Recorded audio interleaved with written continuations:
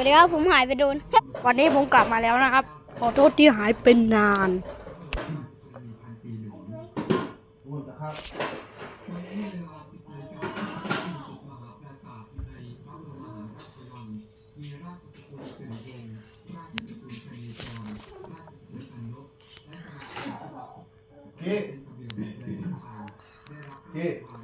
มากินข้าวอาบน้ำยังกิน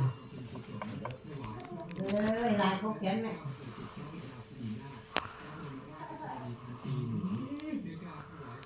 เขามาแล้วละแล้วมาได้นอนไปจังไปวัน